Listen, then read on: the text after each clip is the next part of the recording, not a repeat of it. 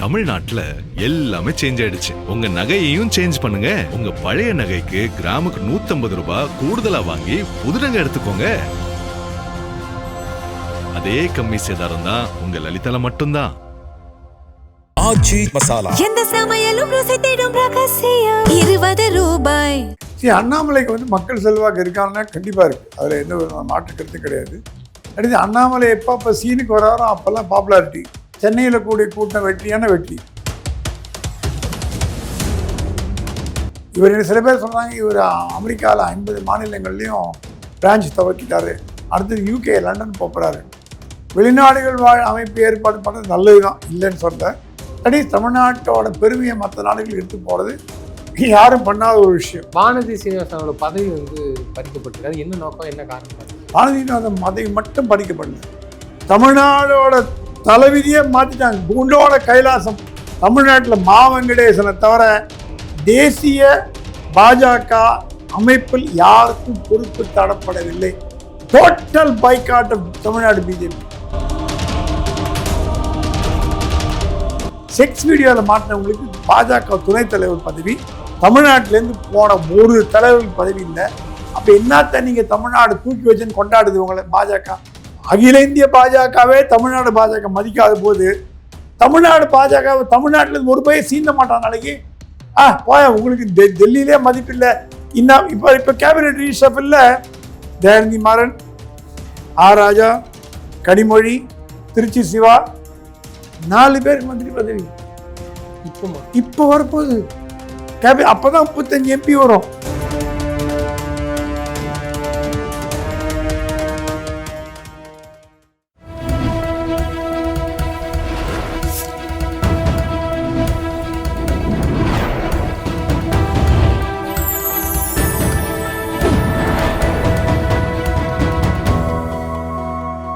Channel 5 தமிழர்களுக்கு வணக்கம். இன்றைய நேரம் நம்மோடு பேசுறது மூத்த பத்திரிகையாளர் பிரகாசம் சுவாமி அவர்கள். சார் வணக்கம். சார் வணக்கம். திரு அண்ணாமலை அவர்களது அந்த ப்ரொட்டஸ்ட்டை பார்த்துருப்போம், அந்த ஒரு அமைப்பு வீத லீடர் அமைப்பின் செயல்பாடுகள். அதே நேரத்தில் பாஜக, தமிழக பாஜக மத்திய அரசை விமர்சிச்சாரா என்னன்னு எனக்கு தெரியல. ஆனால் எனக்கு பதவி அங்கே வர கொடுக்க சொன்னாங்க, நான் வேணான்ட்டு எனக்கு தமிழ்நாடு தான் முக்கியம் சொல்ற மாதிரி சொல்லி பேசியிருந்தாங்க.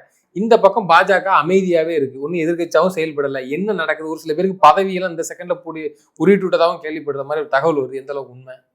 அண்ணாமலைக்கு மக்கள் செல்வாக்கு இருக்காங்கன்னா கண்டிப்பா இருக்கு. அதுல எந்த ஒரு மாற்று கருத்தும் கிடையாது. நடுவில் அவர் என்ன பண்ண போறாருன்னு ஒரு கன்ஃபியூஷன்னால கொஞ்சம் தோய்வடைஞ்சது. அடுத்து அண்ணாமலை எப்போ சீனுக்கு வராரோ அப்போல்லாம் பாப்புலாரிட்டி. சீனை விட்டு போனான்னா பாப்புலாரிட்டி போயிடும். அந்த மாதிரி ஒரு கண்டிஷன். ஏன்னா பாஜக தலைவராக இருந்தது ஒரு காலகட்டம், இப்போ வேறு காலகட்டத்தில் இருக்கார். பாஜக அவருக்கு சம்மந்தம் கிடையாது. இப்போ ஒரு தனி அமைப்பை தம்பி வீதி லீடர்ஸ்னு பண்ணிட்டு வர்றாரு. ஆகவே அவருக்கு இன்னும் நிறைய ரெஸ்பான்சிபிலிட்டிஸ், பொறுப்புகள் இருக்குது. கூட்டத்தை கூட்டணும், ஜனங்களை சேர்க்கணும், மக்களை நல்வழிப்படுத்தணும், ஏற்பட்ட வேலை இருக்குது. சென்னையில் கூடிய கூட்டம் வெற்றியான வெற்றி. ஆனால் இந்த மாதிரி கூட்டத்தை ஏன் நடுவில் அவர் பண்ணல? நடுவில் எங்கே காணாமல் போயிட்டார் அப்படின்னு கேள்வி வருது. அதை நீங்கள் என்ன நினைக்கிறீங்க? அது என்ன காரணம் புரியல. இவர் சில பேர் சொல்கிறாங்க இவர் அமெரிக்காவில் 50 மாநிலங்கள்லையும் பிரான்ச் துவக்கிட்டாரு, அடுத்தது UK லண்டன் போகிறாரு. வெளிநாடுகள் வாழ் அமைப்பு ஏற்பாடு பண்ணுறது நல்லது தான், இல்லைன்னு சொல்ல.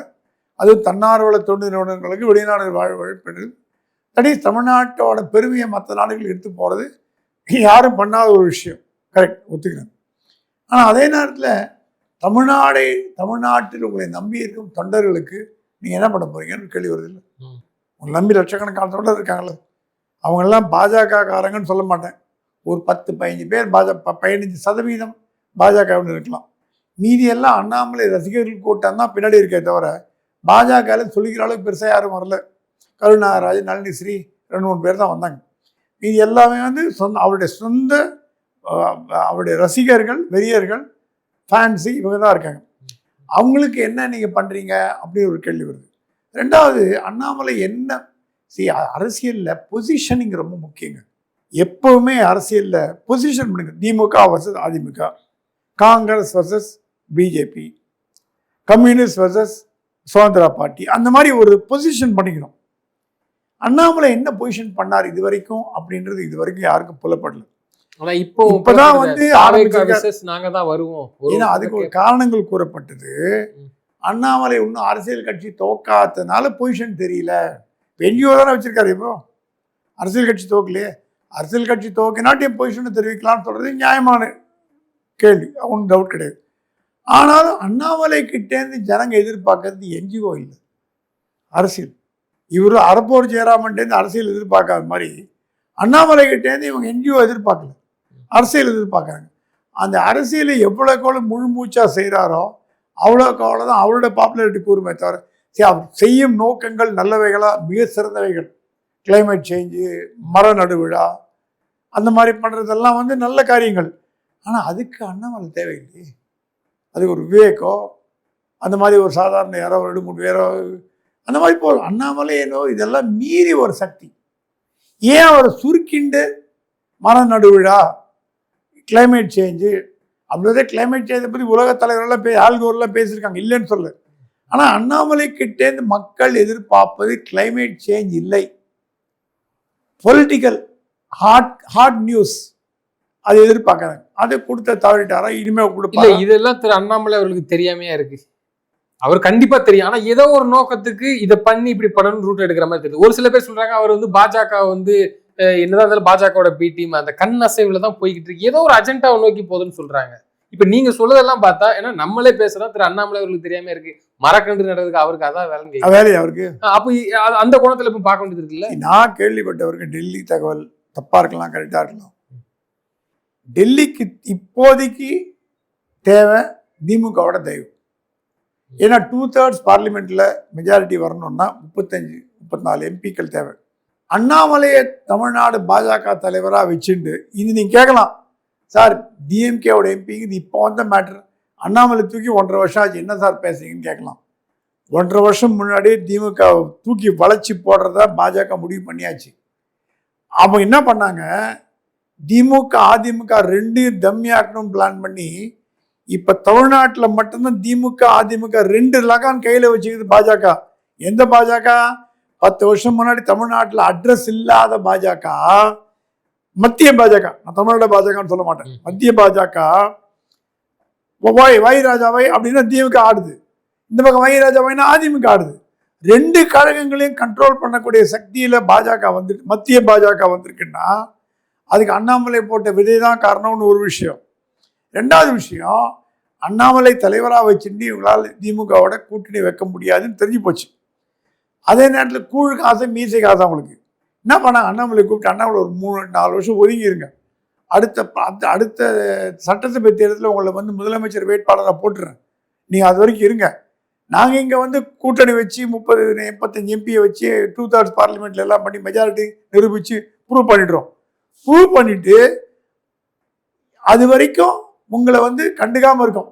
ஏங்க, கட்சியை உடைச்சிட்டு போன அண்ணாமலை மீது மத்திய பாஜக யாரா ஒருத்தர் குற்றச்சாட்டு வச்சாங்களா? வானதி, தமிழிசை தவிர தமிழ்நாட்டில் 1-2 பேர் பேசினாங்க. நயனாரும் சரியா அவ்வளோ ஒன்றும் திட்டல. அப்படி பார்த்தீங்கன்னா மத்திய பாஜக அண்ணாமலைக்கு அதிகம் செய்தது மத்திய பாஜக தான். ஹெலிகாப்டர் கொடுத்தது, பிளேனை கொடுத்தது, அதை கொடுத்தது, இது கொடுத்தது, செக்யூரிட்டி கொடுத்தது. இன்னும் அவங்களுக்கு ஏன் கோவம் வரல? இல்ல, இன்னும் கொடுத்துட்டு இருக்காங்க. அவங்க ஏன் கோவம் வரல? ஒரே கேள்வி, அண்ணாமலை கட்சி ஒடிச்சு கொண்டு போன துரோகி அப்படின்னு தமிழ்நாட்டில் பேசுறாங்களே, அந்த வார்த்தையை ஏன் டெல்லி பேச மாட்டேங்குது? நீ காரணம் சொல்லுங்க. அந்த அண்ணாமலை மீது ஏன் டெல்லி கோவப்படவில்லை? அந்த காரணம் சொல்லுங்க. டெல்லி ஏன் கோவப்படல? ஏதாவது ஒரு கோவப்படல. இன்னும் அந்த பாதுகாப்பை திரும்ப வாங்கலாம், அது எல்லாரும் பேசுறாங்க. அப்போ சீக்ரெட் அண்டர்ஸ்டாண்டிங் இருக்கா இல்லையான்னு தெரியுதே இல்லையா? நீ அழுகிற மாதிரி ஆடு, அடிக்கிற மாதிரி ஆடு, அழுகிற மாதிரி ஆடு அப்படின்னு சொல்லாமல் இல்லையா? நிதிஷ்குமார் பாலிசி ஏன் தமிழ்நாட்டில் ஃபாலோ பண்ண முடியாது? நிதிஷ்குமார் அப்படி தான் பண்ணாங்க, ஓரம் ஒதுக்கி வச்சாங்க. ஸோ நான் என்ன சொல்ல வரேன்னா, அண்ணாமலைக்கும் மத்திய பாஜகவுக்கும் உறவு இருக்கிறதானா? உறவு இருக்கு. அண்ணாமலைக்கும் தமிழ்நாடு பாஜகவுக்கு உறவு இல்லை, ஸ்தான பிராப்தி கூட கிடையாது. அது கண்டிப்பான விஷயம், அது தெரிஞ்ச விஷயம்தான். ஆனால் மத்திய பாஜக நினைச்சிருந்தான்னா அண்ணாமலையோட வளர்ச்சியை தடுத்திருக்க முடியும், அவருடைய என்ஜிஓக்களை க்ளோஸ் பண்ணிருக்க முடியும், அவருடைய வளர்ச்சியை தடுத்திருக்கலாம். ஏதோ காரணங்களினால் அண்ணாமலை பின்பு தேவைப்படுவார் என்ற ஒரு காரணங்களினால் பின்னாடி நாங்கள் உதவார்ப்பார். ஏன்னா அண்ணாமலை பாண்ட ஒரு லீடரை தமிழ்நாடு இது வரைக்கும் பார்த்ததில்லை, பாஜகவும் பார்த்ததில்லை, தமிழ்நாடும் பார்த்ததில்லை. அப்படி இருக்கும்போது அண்ணாமலை அவ்வளோ சீக்கிரம் விட்டு கொடுத்துருவாங்களாம் கேட்டி அப்பயே நான் சொன்னேன், நம்ம இன்டர்வியூட சொன்னேன், அண்ணாமலையை ஏற்க பாஜக தயாராக இல்லை. நான் சொல்றதெல்லாம் மத்திய பாஜக. அண்ணாமலை ஏற்க மத்திய பாஜக தயாராக இல்லை. அவர் பொட்டன்ஷியல் சோர்ஸ்ன்னு தெரியும். அதே நேரத்தில் தர்ம சங்கடமான நிலைமையில 35 எம்பிக்களோட எம்பி அவங்க தேவைப்படுது. அது அண்ணாமலை வச்சுன்னு பண்ண முடியாது. ஸோ இது ஒரு கேம் மாதிரி ஆடி ஒரு 3-4 ரவுண்டு வெளியில் வச்சுட்டு ஏங்க அடுத்த சட்டசபை தேர்தலில் அண்ணாமலை தான் பாஜகவின் தலைவர்னு மத்திய பாஜக சொல்லிச்சுன்னா தமிழ்நாட்டில் ஒத்த பேச்சு எதிர்ப்பு தெரிப்பான்னு நினைக்கிறீங்க? அந்த மாதிரி எதிர்ப்பு தெரிவிக்கிற அளவுக்கு தமிழ்நாட்டில் தலைவர் இருக்காங்களா? டம்மி பீஸா இருக்குது. கூட அண்ணாமலை நம்பி வந்தவங்க ஏதாவது ஆட்சி பண்ணப்பட்டா என்னங்க நீங்க ஒரு தனியா செயல்படுங்க தான் வந்தோம், திருப்பி பாஜக அணைய வேண்டியதானே? அவ்வளோதான், முடிஞ்சு போச்சு. இப்போ தனியே காடி ஆடுறான்னு புலி வேஷம் கட்டி ஆட வேண்டியது. கலைச்சிட்டு திருப்பி போய் ஜாயின் பண்ண வேண்டியதானே? இதயங்கள் கணித்தனை மனித இணையல் படித்தனை முடிவு போய் மேட்ரு 2 கடிச்சு இல்லை. ஆனால் உண்மையாகவே அண்ணாமலை மத்திய பாஜக மோடி அமித்ஷா மீது மரியாதை வச்சிருக்காருன்னு 100% மரியாதை வச்சிருக்காரு. அந்த மரியாதை தான் அவரை மத்திய பாஜக கொள்கைகளை விமர்சிக்கிறான், கல்விக் கொள்கை விமர்சிக்கிறான். அது கூட பண்ணாம என்ன பண்ண முடியும்? இயக்கணும் தான் பண்ணி ஆகணும். அப்போ இந்த 4 வருஷத்துக்கு 4 வருடங்கள் இல்லை என்ன சொல்லுவாங்க? இப்போ நீங்கள் நான் பேசுகிற மாதிரி அண்ணாமலை பாஜகவோட பி டீமோ எனக்கு தோணும். அண்ணாமலை பாஜக திட்ட மாட்டேங்கிறாரு பி டீமோ, அப்போ அண்ணாமலை இதுக்குப்பா பிஜேபியிலே போய் சேர்ந்துடலாம். அப்போ அண்ணாமலைக்கு வீக் பாயிண்ட் அது. நல்லா தன்னுடைய அப்பப்போ எதிர்ப்பை காட்டிக்கிறதுக்கு இந்த மாதிரி காமிச்சுவார். இன்னைக்கு இந்தியாவோட காமிக்கல பேசின மாதிரி. அதுக்கப்புறம் கொஞ்ச நாள் சைலண்ட் ஆகிடுவார், அப்புறம் திருப்பி பண்ணுவார். ஸோ இது ஒரு செயின் ரியாக்ஷன் மாதிரி போகிறதுனால இது அண்ணாமலைக்கு ஒன்றும் கஷ்டம் கிடையாது. அண்ணாமலை அவருடைய ஃபேன் கூட்டம் அவர் பின்னாடி இருக்க தான் போகுது. நீங்கள் விரும்பினாலும் விரும்பாட்டியும், அவர் பாஜகவில் இருந்தாலும் பாஜக இல்லாட்டியும், என்ஜிஓ வச்சாலும் என்ஜிஓ காட்டியும் அவருடைய கூட்டம் அவர் கூட தான் இருக்க போகுது. அது நேற்று வந்த கூட்டம் இல்லை, தானா சேர்ந்த கூட்டம். ஆனால் இது தெரிஞ்சுதான் எங்கூட ஒருத்தர் நண்பர் கேட்டார், ஏன் அண்ணாமலை பின்பு தமிழக பாஜகலேருந்து எல்லாரும் போய் சேரவில்லை? ராம சீனிவாசனோ வானதியோ ஒரு பேச்சுக்கு சொல்கிற 10-20 பேர் முக்கியமான தலைவர்கள்லாம் ஏன் போய் சேரலன்னு கேட்டதுக்கு எல்லாருக்குமே தெரியும், டெல்லியும் அண்டர்ஸ்டாண்டிங், அண்ணாமலை அண்டர்ஸ்டாண்டிங் இருக்குது தெரியும். அதனால தான் எப்படி நம்மகிட்ட வரப்போறாரு அவர், நம்ம எதுக்கு போய் ஜாயின் பண்ணோன்னு விட்டாங்க அப்படின்னு சொல்கிறாங்க. இது ஒரு பக்கம். எந்த நியாயங்கிறது அண்ணாமலைக்கும் மோடி அமித்ஷாவுக்கு மட்டுமே தெரிய நியாயமே தவிர நம்ம யூகங்கள் பேஸில் பேசலாமே தவிர என்ன ஃபேக்ட்டுங்கிறது அவங்க தான் சொல்லணும். பாஜக இப்போ தமிழ்நாடு பாஜகக்குள்ளே வந்துடும். இது ரொம்ப அமைதியாக அப்படியே கிடப்பில் போட்ட மாதிரி போயிடுச்சு. அது என்ன இது பதவியெல்லாம் சில பேர்கிட்ட வாங்கிட்டு விட்டதாக ஒரு தகவல் வந்துட்டு இருக்கு. தமிழ்நாடு பாஜக அண்ணாமலை போன பிறகு கொஞ்சம் உயிர்ப்பித்து இருந்தது. டப்புன்னு கத்துனாங்க, வானதி தமிழிசை எல்லாம் அது போய் கத்துனாங்க. கப் சிப்பினுடைய எல்லாம் வாங்கி முடிச்சு. அமித்ஷா சொல்கிறாரு, நீங்கள் பேச பேச உங்களுக்கு கிடைக்க வேண்டிய பதவியோட நாட்கள் கூடிட்டே போகணும். பேச பேச 1 மாதத்தில் பதவின்னா 6 மாதம் பதவி தள்ளி போடும் அப்படின்னு மிரட்டினோடனே கப் சிப்பின் ஆயிடுச்சு. எல்லாம் வாங்க முடியுறாங்க. தமிழ்நாட்டில் பேசுறதே வானதியும் தமிழிசை தான். அவங்களே வாங்க முடியும். யாரும் பேசுறது? பொன்னாரெலாம் பேச மாட்டார். பேசவே தெரியல. என்ன நயினார் பேச தெரியல, வாங்கி கட்டினார், திருப்பி வாங்கி கட்டினார், ஆபாசமாலாம் பேசுறார், அசிங்கமாலாம் பேசுறார். இந்திய பாஜகவில் சரித்திரத்தில் வாஜ்பாய், முரளி மனோகர் ஜோஷி, அத்வானி, ஹெக்டேவர் போன்ற மாபெரும் தலைவர்கள் வாயில் அசிங்கம் வர்றது. வாஜ்பாய் வாயை திறந்த உருது கப்லெட் தான் வரும். அவர் ஒரு சிறந்த ஒரு பயட், அவர் கவிஞர். அத்வானியில் மூலக்கார், பயங்கர மூலம். முரளி மனோகர் ஜோஷி அப்படி விஸ்வத்தோட மறுபதி. அந்த மாதிரி கட்சியில ஒரு நயினாரா குஷ்புவே எதிர்ப்பு தெரிவிக்கிறாங்க. அதிமுக டைல்யூஷன் ஆஃப் பிஜேபின்னு அவர் தலைவர் என்கிட்ட பேசியிருந்தார். என்கிட்ட என்ன நடந்ததுன்னு ஒன்றும் நடக்கலப்பா. ஆர்எஸ்எஸ்லேருந்து கொண்டு வந்தா வேலை செய்யறானோ இல்லையோ அமைதியா இருப்போம். திமுக அதிமுக கொண்டு வந்தீங்கன்னா குட்டிக்கரணம் போட்டு வெட்டுதான் வெட்டுவான், கட்சி வெட்டுவான், கோடா இருக்க மாதிரி வெட்டுவான். அதான் பண்ணிருக்காரு. அவரு நாளைக்கு போய் சேர்ந்துருவார். பொன்னாருக்கோ, சிபிஆருக்கோ, எல்ஜிக்கோ, ராஜாக்கோ திராவிட கட்சிகளுக்கு போகணுன்ற ஒரு நெசரி கிடையாது, அதுக்குண்டான தேவையும் கிடையாது. அதை பண்ணவும் மாட்டாங்க. இருந்தா இங்கே இருப்பாங்க, இல்லை ஒதுங்கிடுவாங்க. இவர் டாடா பாவிக்காக எடிஎம் அதிமுக போய் சேர்ந்துடலாம். அதனாலதான் பேசுறாரு. தோட கேட்கலாம், விஜய் ஏன் நடவடிக்கை எடுக்கல அவர் மேலே? விஜய் அவர் பொருட்டாக மதிக்கல. உதயநிதி மேலே நடவடிக்கை எடுத்தாங்கல்ல, இதே மாதிரி மேட்டர் பேசுறதுக்கு. உதயநிதியோட கேவலமா பேசியிருக்கார் நயினார். எவ்வளவு பேர் தெரியும்னு தெரியல. குஷ்புவே வருத்தம் தெரிவிச்சிருக்காங்க, மன்னிப்பு கேள்வி சொல்லிருக்காங்க. எல்லா பெண் தலைவர்களையும் அவமானப்படுத்திட்டார் நயினான்னு சொல்றாங்க. அதுக்கப்புறம் விளக்கம் கொடுத்தீங்க, அப்படி இல்லைங்க, இப்படி இல்லைங்க, அப்படி இல்லைங்க விளக்கங்கள். அட்லீஸ்ட் நீங்க முதல் தடவை பேசுனீங்களா, மூணாவது தடவை பேசுறீங்க. முதல் தடவை த்ரிஷா பத்தி என்ன பேசுனீங்க, வாங்கி கட்டினீங்களே. ஆனா என்ன கேட்குறேன், விஜய் மோடியை திட்டினாரா, அமித்ஷா திட்டினாரா, நிதின் நவீனை திட்டினாரா? விஜய் யாரை திட்டினார்? எதுக்கு நீங்க திமுக வக்காலத்து வாங்குறீங்க? கள்ள வரும்னு தெரிஞ்சு போச்சு இல்லை. இது ஒன்னே போதும். திமுகவுக்கு வக்காலத்து வாங்கும் நயினார் அப்ப டெல்லியோட மனசாட்சி பிரகாரம் நடக்கிறார். டெல்லி ஏன் இதை கண்டிக்கல? அடுத்த கேள்விக்கு வரேன். அவங்களுக்கு எம்பி வேணும். எம்பி வேணும் இல்ல, திமுக எம்பி வேணும். நான் கேட்கறது நயினாரோட ஆபாச பேச்சுக்கு டெல்லி ஏன் கண்டிப்பு தெரிவிக்கல? ஏன் கண்டிக்கல? ஒரு வாரத்துக்கு நயினார் இந்த மாதிரி பேசாதீங்க சொல்லியிருந்தாங்கன்னா, தொட்டிலையும் கிள்ளி விட்டு தொட்டிலையும் ஆட்டி விட்டு குழந்தையும் கிள்ளி விடுறீங்க நீங்க. இதே வேடிக்கையா இருக்கு. இது என்னன்னா, நயினாரோட ஆபாச பேச்சு இருக்க வேண்டிய பெண்கள் வாக்கும் பாஜகவுக்கு குறைய போதிப்போம். பெண் எப்படி திமுக தோத்துதோ தேர்தல்ல, இப்படி இப்ப பேசினார பொன்முடி, பாதி மக்கள் பாதி பெண்கள் ஓட்டு போடாத காரணம் அது இப்படிதான், அதான் காரணம். அந்த பெண்கள்ல பாதி பேர் பாஜக ஓட்டு போட்ட பெண்கள், மேற்றுக்கொடியினர் மக்க பெண்கள், உயர் ஜாதி வகுப்பினை சேர்ந்த பெண்கள், பிராமின் வகுப்பை சேர்ந்த பெண்கள் பாஜகவுக்கு வாக்கு போட மாட்டாங்க. பிகாஸ் உங்க ஆபாச பேச்சினால. நீங்க பாஜகவுக்கு நல்லது பண்றீங்களா துரோகம் பண்றீங்களான்னு மத்திய பாஜகவே புரிஞ்சுக்கிட்டோம். வானதி சீனிவாசனோட பதவி பறிக்கப்பட்டிருக்காது. என்ன நோக்கம், என்ன காரணம் பாக்குறீங்க? வானதிநாதன் பதவி மட்டும் பறிக்கப்படல, தமிழ்நாடோட தலைவிதியே மாத்திட்டாங்க. குண்டோட கைலாசம். தமிழ்நாட்டில் வெங்கடேசனை தவிர தேசிய பாஜக அமைப்பில் யாருக்கும் பொறுப்பு தரப்படவில்லை. அது கூட யாரும் சொன்னாங்க, பட்டியலின மக்கள்ன்ற ஒரே ஒரு காரணத்தாக அவர் கொடுக்கப்பட்டது.